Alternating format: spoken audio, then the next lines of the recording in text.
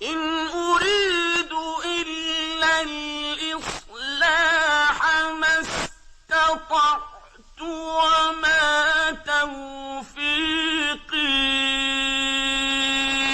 إلا بالله۔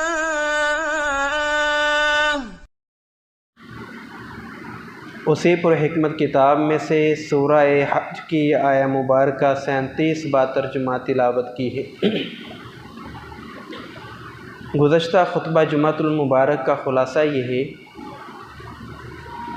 کہ جو شخص اللہ کے دیے ہوئے مال میں سے جانور خرید کر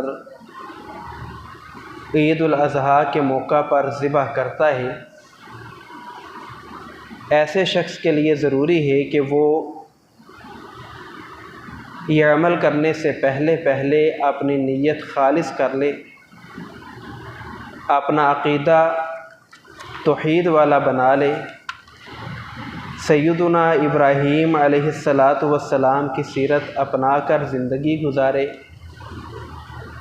اور ایسا شخص جو بھی عمل کرے اس کا عمل رسول اللہ کی سنت کے مطابق ہو، اور اس کے اس عمل میں صرف اور صرف تقوی، للہیت اور پرہیزگاری ہو۔ اور قربانی کا جانور، اس کے پیچھے اللہ رب العالمین نے بہت سی حکمتیں رکھی ہیں۔ جو بندہ قربانی کا جانور ذبح کرنا چاہتا ہے، اسے چاہیے کہ وہ قربانی کا یہ فلسفہ بھی سمجھے کہ اللہ تعالیٰ اس کے ذریعہ اپنی نعمتوں کی شکر گزاری چاہتا ہے، کہ جو بندہ اللہ تعالیٰ کے راستے میں جانور ذبح کر رہا ہے، وہ اللہ کی ہر نعمت پر اور بالخصوص اس موقع پر اللہ کا شکر ادا کرے کہ اللہ رب العالمین نے اسے یہ توفیق عطا فرمائی ہے کہ وہ اپنا مال اللہ کے راستے میں خرچ کر رہا ہے۔ قرآن مجید میں اللہ تعالیٰ نے اس کا ذکر کیا اور فرمایا وَالْبُدْنَ جَعَلْنَاهَا لَكُمْ، اہل ایمان، ہم نے تمہارے لیے قربانی کے جانور بنا دیے ہیں، اور قربانی کے جو جانور ہیں وہ 8 ہیں، جنہیں بہیمۃ الانعام کہا جاتا ہے۔ وَالْبُدْنَ جَعَلْنَاهَا لَكُمْ مِنْ شَعَائِرِ اللَّهِ، اور یہ جو جانور ہیں یہ اللہ کی نشانیاں ہیں۔ قربانی کے جانور یہ اللہ کی تمہارے لیے نشانیاں ہیں۔ فیہا خیر، اس میں اللہ تعالیٰ نے تمہارے لیے خیر رکھ دی ہے، بھلائی رکھ دی ہے، نیکی رکھ دی ہے۔ قربانی کے جانوروں میں اللہ نے تمہارے لیے خیر، بھلائی، نیکی اور برکت رکھ دی ہے۔ فَاذْكُرُوا اسْمَ اللَّهِ عَلَيْهَا، ثواف، تم جو جانور گھٹنا باندھ کر نحر کر رہے ہو یعنی اونٹ، اس پر اللہ کا نام لو۔ فَإِذَا وَجَبَتْ جُنُوبُهَا، اور جب کوئی جانور اپنے پہلو کے بل گر جائے یعنی تم اسے لٹا کر ذبح کرو، اس پر بھی تم اللہ کا نام لے لیا کرو۔ فَكُلُوا مِنْهَا، یہ جو قربانی کے جانور ہیں ان کا گوشت تم کھاؤ۔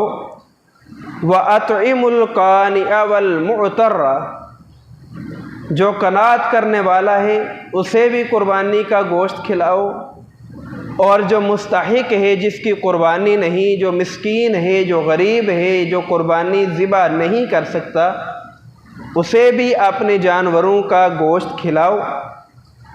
کذالک سخرناہا لکم، یہ قربانی کے جانور انہیں ہم نے تمہارے لیے مسخر کر دیا ہے۔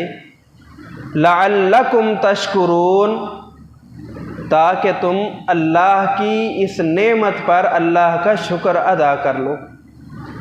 تو جو قربانی کے جانور ہیں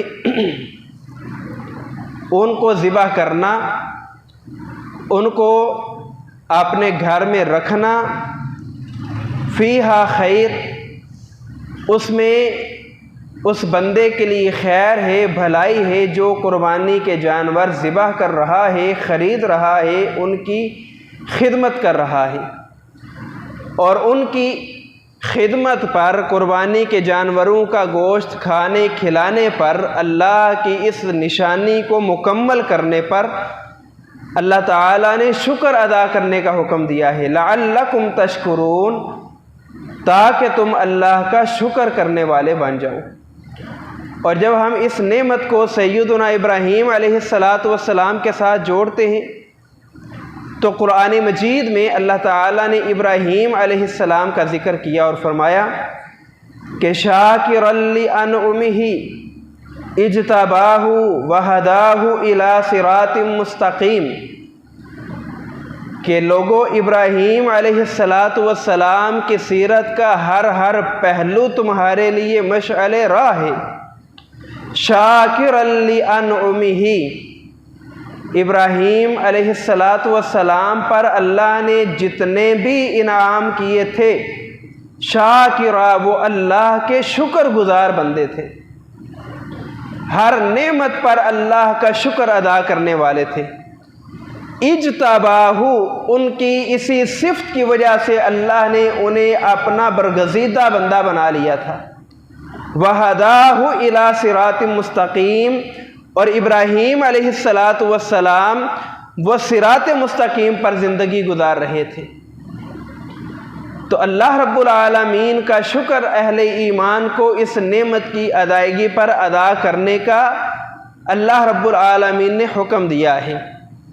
اور قربانی کا ایک اور فلسفہ جو قرآن نے سمجھایا ہے وہ یہ ہے کہ فَكُلُوا مِنْهَا، یہ جو قربانی کا گوشت ہے یہ خود بھی کھاؤ، وَالْقَانِعَ، اور ایسے لوگوں کو بھی کھلاؤ جو قناعت کرنے والے ہیں، وَالْمُعْتَرَّ، اور ایسے لوگوں کو بھی کھلاؤ جو غریب ہیں، مسکین ہیں، مستحق ہیں۔ اور اسی مضمون کو اللہ نے سورہ حج کی اس سے 5-6 پیچھے والی آیات میں بیان کیا، فرمایا فَكُلُوا مِنْهَا، اے لوگو جو قربانی کے بہیمۃ الانعام تم نے ذبح کرنے ہیں اس کا گوشت خود بھی کھاؤ، وَأَطْعِمُوا الْبَائِسَ، اور ایسے لوگوں کو بھی کھلاؤ جو تنگ دست ہیں، الفقیر، اور جو فقیر ہیں، مستحق ہیں۔ تو قربانی کا گوشت خود کھانا، غرباء میں، رشتہ داروں میں تقسیم کرنا، یہ قرآن مجید کا حکم ہے۔ اور اللہ کے رسول صلی اللہ علیہ وسلم نے بھی فرمایا کُلُوا وَادَّخِرُوا، اے میرے صحابہ، میں نے تمہیں پہلے منع کر دیا تھا کہ تم 3 دن سے زیادہ گوشت اپنے گھر میں ذخیرہ نہیں کر سکتے، لیکن اب میں دیکھتا ہوں کہ مدینہ میں لوگ کثرت سے قربانی کر رہے ہیں، تو تم کلو، قربانی کے جانور کا گوشت خود بھی کھاؤ، وَادَّخِرُوا، اپنے گھر میں اپنے لیے جمع کر کے بھی رکھ لو۔ اور اس کے ساتھ اللہ کے رسول نے جو تیسرا حکم دیا، فرمایا وَتَصَدَّقُوا، قربانی کا گوشت لوگوں میں بانٹ بھی دیا کرو۔ لیکن ہمارے ہاں یہ بری خصلت ہے کہ قربانی کا جتنا گوشت ہوا وہ جمع کیا اور اپنے گھر میں محفوظ کر لیا، اور ساتھ میں بڑے غریب، بڑے مستحق لوگ ایسے کہ جن کے ہاں صرف عید کے عید گوشت کھانے کو میسر ہے، وہ بیچارے ہمارے اس عمل کی وجہ سے مایوس ہو جاتے ہیں، اور عید کے دنوں میں بھی ان کے ہاں گھر میں وہی دال روٹی کا سلسلہ چل رہا ہوتا ہے۔ تو قرآن نے بھی حکم دیا ہے کہ خود بھی کھاؤ، غرباء میں بھی بانٹو، اور اللہ کے نبی صلی اللہ علیہ وسلم نے بھی حکم دیا ہے خود بھی کھاؤ، وَتَصَدَّقُوا، اور قربانی کا گوشت غرباء میں بانٹ بھی دیا کرو۔ تو یہ قربانی کا فلسفہ اللہ کے رسول صلی اللہ علیہ وسلم سمجھا رہے ہیں، اور قرآن بھی سمجھا رہا ہے کہ جب تم اپنا مال اللہ کے راستے میں خرچ کر رہے ہو تو وہ تمہارا مال، تمہارے جانور کا گوشت ان غریب لوگوں تک بھی پہنچنا چاہیے کہ جن پر مال خرچ کرنے کا حکم اللہ تعالیٰ نے قرآن میں دیا ہے، محمد الرسول اللہ نے حدیث میں دیا ہے۔ اور اس کے ساتھ اللہ رب العالمین نے ایک اور چیز سمجھائی، اور وہ یہ سمجھائی کہ اے اہل ایمان، تم نے جو جانور خریدنا ہے وہ عمدہ جانور خریدنا ہے، جو نیکی کرنی ہے وہ عمدہ نیکی کرنی ہے۔ اور اس کا ذکر اللہ تعالیٰ نے قرآن میں ان الفاظ کے ساتھ کیا۔ اللہ فرماتے ہیں لن تنالوا البر حتی تنفقوا مما تحبون۔ لن تنالوا البر، لوگوں تم نیکی کی اساس، نیکی کی حلاوت، نیکی کی مٹھاس، نیکی کا مزہ اس وقت تک نہیں لے سکتے، تمہیں نیکی کی مٹھاس اور نیکی کی حلاوت اس وقت تک محسوس نہیں ہو سکتی حتی تنفقوا مما تحبون، جب تک تم اللہ کے راستے میں وہ مال خرچ نہیں کرو گے، جب تک تم عمدہ نیکی نہیں کرو گے، وہ مال خرچ نہیں کرو گے تحبون جو تمہیں پسند ہے۔ عمدہ مال خرچ کرنے کا حکم دیا گیا ہے، عمدہ نیکی کرنے کا حکم دیا گیا ہے، حلال مال سے قربانی کا جانور خرید کر ذبح کرنے کا حکم دیا گیا ہے، حلال مال اللہ کے راستے میں صدقہ کرنے کا حکم دیا گیا ہے۔ اچھا مال، عمدہ مال اللہ کے راستے میں خرچ کرو۔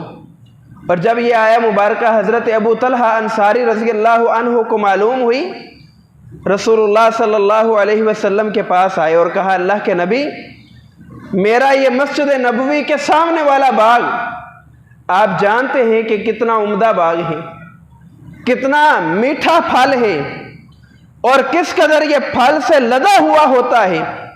میں آپ کو گواہ بناتا ہوں کہ یہ مال میں اللہ کے راستے میں خرچ کر رہا ہوں، وقف کر رہا ہوں۔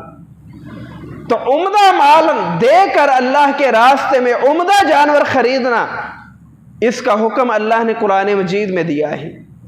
اور عمدہ جانور بھی کیسا ہو؟ رسول اللہ صلی اللہ علیہ وسلم نے فرمایا ایسا عمدہ جانور اربع لا تجوز فی الاضاحی، کہ ایسا عمدہ جانور ہو جس میں عیب نہ ہو، نقص نہ ہو۔ 4 قسم کے جانور اللہ رب العالمین قربانی میں بطور قربانی قبول نہیں کرتے۔ اربع لا تجوز فی الاضاحی، قربانی میں 4 قسم کے عیب والا جانور اللہ رب العالمین اپنی بارگاہ میں قبول نہیں کرتے۔ ان میں سے ایک جانور کی قسم یہ ہے العوراء بین عورها، ایسا جانور جو آنکھ سے اندھا ہو، کانا ہو، جس کی ایک آنکھ نہ ہو، جو اندھا جانور ہو، عیب والا جانور ہو، اللہ اپنے بارگاہ میں ایسا جانور قبول نہیں کرتے۔ المریضۃ بین مرضها، ایسا بیمار جانور جس کی بیماری واضح ہو، جو بیمار ہو، ایسا جانور بھی اللہ قبول نہیں کرتے۔ والارجاء بین ضلعها، ایسا جانور جو کمزور ہو، جس کی ہڈیوں میں گودا نہ ہو، جو بالکل کمزور جانور ہو۔ الکثیر الذی لا تنقى، اور ایسا جانور جو اتنا کمزور ہو کہ جس کی ہڈیوں سے گودا ختم ہو چکا ہو، کھڑا ہونے کی طاقت بھی نہ ہو، یعنی کہ بوڑھا جانور دوسرے الفاظ میں کہہ لیں۔ لنگڑا جانور الارجاء بین ضلعها، لنگڑا جانور بھی کمزور ہے، اور ایسا جانور بھی کمزور ہے جو بوڑھا ہو چکا ہے، جس کی ہڈیوں سے گودا ختم ہو چکا ہے، کھڑا ہونے کی قوت اور طاقت نہیں ہے۔ یہ 4 جانور اللہ رب العالمین کے پیارے پیغمبر نے بیان کر دیے ہیں کہ قربانی میں یہ جانور قبول نہیں کیے جائیں گے۔ اب یہ جانوروں کی اقسام بیان کرنے کا مقصد کیا ہے؟ اللہ کیا فلسفہ سمجھانا چاہتے ہیں؟ قربانی کا کیا مقصد اللہ سمجھانا چاہتے ہیں؟ یہاں پہ اللہ تعالیٰ 2 چیزیں سمجھانا چاہتے ہیں۔ پہلی چیز تو یہ ہے کہ جس جانور میں یہ 4 عیب ہوں وہ کمزور ہے، وہ ضعیف ہے، اللہ تعالیٰ کمزور اور ضعیف جانور اپنی بارگاہ میں قبول نہیں کرتا۔ کیسا جانور قبول کرتا ہے؟ اس کی وضاحت بھی اللہ کے رسول نے بیان کر دی کہ جو دو دانتا ہو، یعنی دوندا جسے ہم کہتے ہیں، اور دو دانت والا جانور کیسا جانور ہوتا ہے؟ وہ جوان جانور ہوتا ہے، نوجوان جوان جانور کی قربانی اللہ قبول کرتے ہیں۔ ایسا جانور قبول کرتے ہیں جس کے جسم میں قوت ہو، جس کے جسم میں طاقت ہو، جو خوبصورت ہو۔ اللہ جوان جانور کی قربانی، قوت والے طاقت والے جانور کی قربانی قبول کرتے ہیں۔ اللہ سمجھانا یہ چاہتے ہیں، اے امت مسلمہ، تمہاری بھی وہ عبادت اللہ کے ہاں بڑی عزت والی ہے، بڑی محترم ہے۔ اللہ تمہاری بھی وہ عبادت زیادہ قدر کی نگاہ سے دیکھے گا جو تمہاری عبادت جوانی کے ایام میں کی جائے گی۔ بڑھاپے میں تو سب عبادتیں کر لیتے ہیں، اب بابا جی کو اور کوئی کام نہیں، ٹھیک ہے بس 5 وقت کی نماز پڑھ لی۔ اب یہ نہ سبزی لا سکتا ہے، نہ بچے اسکول سے لا سکتا ہے، نہ یہ کاروبار کر سکتا ہے، نہ یہ صحیح طرح دیکھ سکتا ہے، نہ یہ کسی کی مجلس میں کسی کی محفل میں بیٹھ سکتا ہے، نہ یہ پنچایت میں پنچ بن سکتا ہے۔ اب یہ دنیا کے کسی کام کا نہیں رہا بوڑھا۔ اب اس بابے کو کیا کام ہے؟ بابا جی آپ نماز پڑھ لیا کریں، اور بابا جی بھی کہتے ہیں اب میں چل نہیں سکتا، بس سہارا لے کے مسجد میں آ جاتا ہوں، بیٹھ کے نماز پڑھ لیتا ہوں۔ بڑھاپے میں تو سب اللہ اللہ کر لیتے ہیں، لیکن جو جوانی کی عبادت ہے وہ اللہ کے ہاں بڑی مقبول ہے۔ اللہ کے نبی صلی اللہ علیہ وسلم کی حدیث آپ پہلے کئی بار سن چکے کہ رسول اللہ صلی اللہ علیہ وسلم نے فرمایا کہ جن 7 لوگوں کو اللہ کے عرش کا سایہ ملے گا قیامت کے دن، ان میں سے 2 نوجوان ہیں۔ ایک ایسا نوجوان جسے حسب و نسب والی خوبصورت نوجوان لڑکی نے گناہ کی دعوت دی اور اس نے وہ دعوت ٹھکرا دی اور کہا میں اللہ سے ڈرتا ہوں۔ اور دوسرا وہ نوجوان ہے معلق فی المساجد، جس کا دل مسجد کے ساتھ جڑا رہتا ہے، جو مسجد کے ساتھ جڑا رہتا ہے۔ ایسا نوجوان جو جوانی کے ایام میں گناہ نہیں کرتا، بدکاریاں نہیں کرتا، اللہ رسول کو ناراض نہیں کرتا، جوانی میں عبادت کرتا ہے، مسجد کو آباد کرتا ہے، تو جوانی میں کی ہوئی عبادت کو اللہ شرف قبولیت عطا فرماتا ہے۔ نوجوان شخص کو، نیکی کرنے والے کو اللہ اپنے عرش کا سایہ عطا فرماتے ہیں۔ اللہ قربانی کا یہ فلسفہ سمجھانا چاہتے ہیں، جب تمہارا قربانی کا جانور جوان ہو، خوبصورت ہو، تب میں قربانی قبول کروں گا۔ تمہاری عبادت بھی میری نظر میں بڑی قدر والی ہے کہ جب تم جوانی میں، نوجوانی کے ایام میں، صحت تندرستی کے ایام میں، فراغت مصروفیت کے لمحات میں سارے کام چھوڑ کے اللہ کے گھر کو آباد کرو گے، اللہ تمہاری بڑی قدر کرے گا، اللہ تمہاری عبادت کا مول ڈال دے گا۔ اور دوسری چیز اللہ جو سمجھانا چاہتا ہے وہ یہ ہے کہ جب کوئی عیب والا جانور اللہ کی بارگاہ میں قبول نہیں، تو اے بندہ مومن، تیرے دل میں بھی جو عیب ہیں وہ لے کے بھی تو اللہ کے پاس آ گیا، تو اللہ کو تیری کوئی کسی عبادت کی ضرورت نہیں ہے۔ آج ہمارے ہاں کتنے عیب ہیں، چغلی ہم کرتے ہیں، غیبت ہم کرتے ہیں، جھوٹ ہم بولتے ہیں، شراب ہم پیتے ہیں، کون کون سی برائی اور کون کون سا گناہ ہے جو آج یہ کلمہ پڑھنے والا نہیں کرتا۔ داڑھی ہم منڈواتے ہیں، شلواریں ہماری ٹخنوں سے نیچے ہیں، باجماعت نماز ہم نہیں پڑھتے، زنا کے ہم عادی ہیں، سارے گناہ ہمارے اندر موجود ہیں، سارے گناہ کرنے والے ہیں۔ ساری زندگی کبھی مسجد کا دروازہ نہیں دیکھا، لیکن قربانی کا جانور خرید کے چوک میں باندھ دیتے ہیں۔ گزرنے والے یہ دیکھیں کہ فلاں شخص نے یہ قربانی کا جانور خریدا ہے، کبھی عید کی نماز تک نہ پڑھی ہو، لیکن قربانی کا جانور ہر سال خریدتے ہیں۔ اللہ کہتے ہیں جب عیب والا جانور تمہارا قبول نہیں کیا جائے گا، تم اپنے دامن میں گناہوں جیسے عیوب لے کے میرے سامنے آ جاؤ، میں تمہیں اپنی جنت میں کیسے داخل کروں؟ شرک والا عیب تمہارے اندر موجود ہو، بدعت والا عیب تمہارے اندر موجود ہو، تمہارے اندر عیوب نقوص کی لمبی فہرست ہو اور تم یہ کہو کہ میں جنت میں داخل کر دوں، جب بے عیب جانور ذبح کرنا تمہارے لیے ضروری ہے تو میری بارگاہ میں بھی بے عیب حاضر ہونا تمہارے لیے لازم اور ضروری ہے۔ تمہارے لیے بھی میرے سامنے بے عیب حاضر ہونا یہ لازم اور ضروری ہے۔ یہ قربانی کا فلسفہ اللہ تعالیٰ سمجھا رہے ہیں کہ لاکھوں روپے خرچ کر کے قربانی کرنے والوں یہ فلسفے سمجھ لو، اپنے اندر یہ چیزیں پیدا کر لو، تب اللہ تعالیٰ تمہیں قیامت کے دن اپنی رحمت کے ساتھ معاف کر دیں گے۔ اور پھر اس کے ساتھ اللہ کے پیارے پیغمبر صلی اللہ علیہ وسلم نے فرمایا وَإِذَا ذَبَحْتُمْ، جب تم میں سے کوئی شخص جانور ذبح کرنے لگے تو اسے ایک دو چیزوں کا خیال رکھنا چاہیے۔ پہلی چیز تو یہ ہے کہ اللہ کے نبی نے فرمایا فَأَحْسِنُوا الذِّبْحَ، جب جانور ذبح کرنے لگو تو اس کے ساتھ نیکی کرو، اس کے ساتھ بھلائی کرو، اس کے ساتھ اچھائی کرو، جانور پر شفقت کرو، شفقت کرو۔ اور یہ شفقت کیسے ہوگی؟ اللہ کے نبی نے فرمایا وَلْيُحِدَّ أَحَدُكُمْ شَفْرَتَهُ، جب تم جانور ذبح کر رہو تو جانور پر شفقت یہ ہے کہ تم اپنی چھری اچھی طرح تیز کر لو، اپنی چھری اچھی طرح تیز کر لو۔ وَلْيُرِحْ ذَبِيحَتَهُ، جب تمہاری چھری تیز ہوگی اس سے ذبیحے کو، قربانی والے جانور کو تکلیف نہیں ہوگی۔ یہ اللہ کے رسول حکم دے رہے ہیں۔ لیکن آج ہم کیا کریں؟ ہمارے جو کسائی ہیں، قصاب حضرات ہیں، اللہ ماشاء اللہ بڑے لوگ ہیں جو اپنی چھریاں تیز رکھتے ہیں، ورنہ پچھلے سال میں نے دیکھا کہ مجھے کسی نے بلایا کہ آپ ہمارا جانور ذبح کریں، جب میں نے اس کی گردن پہ چھری رکھی تو وہ چھری اس جانور کی گردن کاٹ نہیں رہی تھی، وہ بیچارہ جانور تکلیف محسوس کرنے لگا۔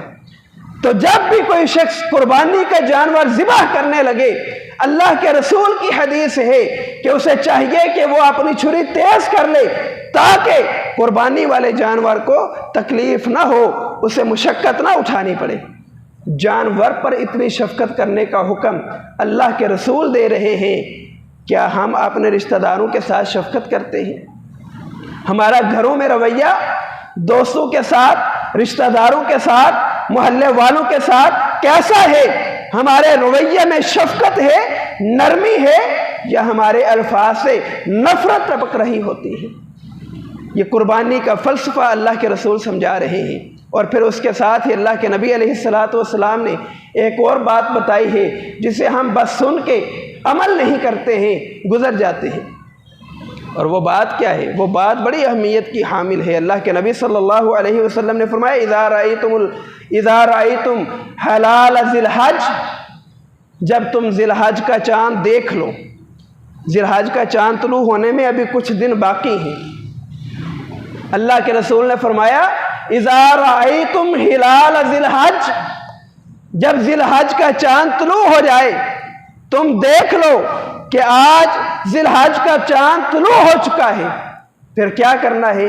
وَأَرَادَ أَحَدُكُمْ أَن يُذَبَّحَ، تم میں سے کوئی شخص قربانی کرنے کا ارادہ رکھتا ہے تو اس کے لیے یہ حکم ہے فَلْيُمْسِكْ عَنْ شَعْرِهِ وَأَظْفَارِهِ، ایسا شخص جو قربانی کرنا چاہتا ہے وہ اپنے ناخن بھی نہ کاٹے، اپنے بال بھی نہ کاٹے۔ جو قربانی کا ارادہ رکھتا ہے وہ اپنے ناخن اور اپنے بال ذی الحج کا چاند طلوع ہونے سے پہلے پہلے کاٹ لے، جب چاند طلوع ہو جائے پھر وہ اپنے بال اور ناخن نہ کاٹے۔ اور دوسری حدیث، اللہ کے رسول اگر کوئی شخص قربانی کرنے کی استطاعت نہیں رکھتا تو کیا وہ بھی یہ عمل کرے؟ فرمایا جی، وہ بھی چاند طلوع ہونے سے پہلے پہلے یہ عمل کر لے، ناخن بال کاٹ لے، عید کی نماز پڑھ کے ناخن بال کاٹ لے، اللہ اسے بھی قربانی کا ثواب عطا فرمائیں گے۔ لیکن یہاں پہ یہ بات سمجھنے والی ہے کہ اللہ تعالیٰ نے 10 دن اہل ایمان کو 2 کام کرنے سے روکا ہے، 10 دن، اور یہ کام بڑے کام نہیں ہیں۔ بال کٹوانا یہ کوئی بڑا کام نہیں، ناخن کٹوانا یہ بڑا کام نہیں، یہ معمولی کام ہے۔ اللہ تعالیٰ یہ سمجھانا چاہتے ہیں، قربانی کا فلسفہ یہ ہے کہ اللہ دیکھتے ہیں کہ کوئی بندہ ایسا ہے جو ان چھوٹے سے معمولی کاموں پر عمل کر لے۔ ہم میں سے کتنے لوگ ہیں جو عمل کرنے والے ہیں؟ گزشتہ سال بھی آپ نے یہ حدیث سنی تھی، کتنے لوگوں نے ان 10 دنوں میں ناخن اور بال نہیں کٹوائے تھے؟ حدیث سن لی، لیکن پھر بھی آپ دیکھ لیں حجام کی دکان پہ رش لگا ہوتا ہے، اور بالخصوص جب عید ہوتی ہے 1 دن پہلے تو باری نہیں آتی۔ اللہ تعالیٰ یہ چھوٹا سا کام بظاہر دیکھنے میں کچھ نہیں، اللہ اس کام کے ذریعے ہمیں حرام کاموں سے بچانا چاہتا ہے۔ اللہ ان 2 کاموں کے ذریعے ہمیں گناہ کے کاموں سے بچانا چاہتا ہے۔ اللہ ہماری پریکٹس کروانا چاہتا ہے۔ اللہ ہمیں باعمل بنانا چاہتا ہے کہ بندہ مومن تو باعمل بننا چاہتا ہے، تو چاہتا ہے کہ میں گناہ چھوڑ دوں، تو چاہتا ہے میں برائی چھوڑ دوں، تو یہ 2 چھوٹے کام چھوڑ دے، یہیں سے پریکٹس شروع کر، یہیں سے ابتدا اور آغاز کر۔ اللہ تعالیٰ تیرے لیے آسانی کے دروازے پیدا کر دے گا، تیرے لیے نرمی پیدا کر دے گا۔ یہ چند ایک چیزیں ہیں جن کا تعلق قربانی کے مسائل کے ساتھ ہے، جن کا تعلق مسائل قربانی کے ساتھ ہے۔ اور کیا ہے کہ جانور ایسا ذبح کریں جو بے عیب ہو، اور جس میں عیب ہو وہ جانور ذبح نہیں کیا جائے گا۔ اب یہاں پہ ایک اور بات ضمناً یاد آ گئی، کچھ لوگ کہتے ہیں کہ خصی جانور کی قربانی جائز نہیں۔ خصی جانور کیونکہ خصی ہونا اس کا عیب ہے، خصی ہونا جانور کا عیب نہیں ہے۔ اگر خصی ہونا جانور کا عیب ہوتا تو رسول اللہ صلی اللہ علیہ وسلم کبھی بھی خصی جانور کی قربانی نہ کرتے۔ احادیث میں آتا ہے، آپ نے پچھلے سال بھی یہ احادیث سنی تھی کہ اللہ کے نبی صلی اللہ علیہ وسلم 2 مینڈے ذبح کیا کرتے تھے، املحین موجوعین۔ وہ 2 جانور موٹے تازے ہوتے، خصیمین، اور وہ 2 جانور دونوں مینڈے وہ خصی بھی ہوتے اور وہ چتکبرے بھی ہوتے۔ تو خصی جانور یہ جانور کا عیب نہیں ہے، اللہ کے رسول نے خصی جانور کی قربانی کی ہے۔ آج ہم بھی خصی جانور کی قربانی کریں گے تو بالکل سنت کے مطابق قربانی ہوگی۔ اللہ سے دعا ہے اللہ ہمیں عمل کی توفیق عطا فرمائے۔ وآخر دعوانا ان الحمد للہ رب العالمین۔